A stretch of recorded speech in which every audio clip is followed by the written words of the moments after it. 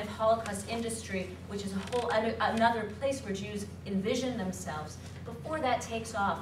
This is a kind of empirical, rational, continuing those Enlightenment ideals way of Jews making sense of themselves and hoping against a sort of probably internal sense that maybe it's silly to have this hope, hoping that they will find a place for themselves in the modern world.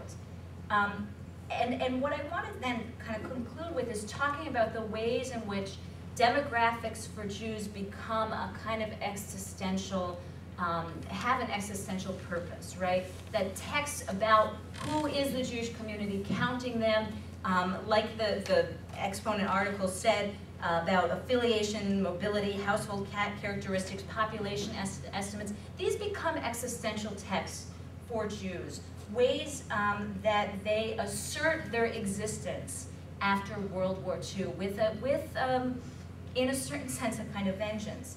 The clear subtext is that there are still Jews around to be counted, and they must be counted. And money must be constantly thrown at the enterprise of counting them, no matter how flawed the methods of counting them continue to be.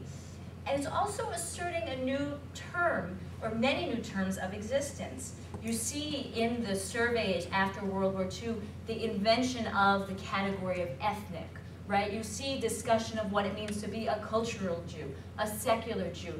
So this kind of new terminology for describing what Jewish existence is, you see very much reflected in how Jews parse themselves, how they count themselves. You also have new categories arising to count Jews who have, come from products of intermarriage or have converted, or different kinds of categories that the demographics then have to embrace.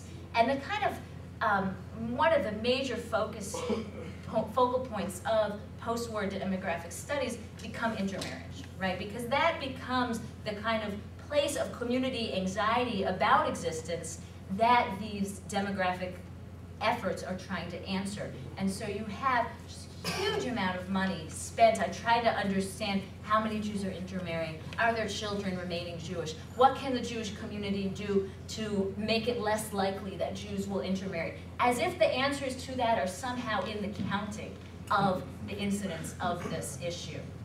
And it is very much this sort of post-Holocaust anxiety as well, right? That sort of age-old dictum that intermarriage gives Hitler the sort of posthumous victory, right? I mean, you see these impulses in these demographic studies, and in the funding structures of them, lay people who there's no real reason that they should necessarily care so much about this survey data, giving huge amounts of money to it, being told that these kinds of surveys will make sure that the Jewish community remains alive, right? That it makes sure that it continues to exist. Very much about existence. And these studies, I think, are occasions for asserting what it means to be Jewish, certainly. And they're clothed in a scientific apparatus, but really anyone, I think, who studies history has to come to understand the sort of diaphanous nature of that scientific apparatus and how encoded with ideology it becomes. So I don't suggest that there's a reason necessarily to do away with these studies, but I think there is a great deal of importance in confronting them for really what they are and what kinds of ideologies about existence and about community are really at the heart of the very project of counting Jews and who should count as a Jew.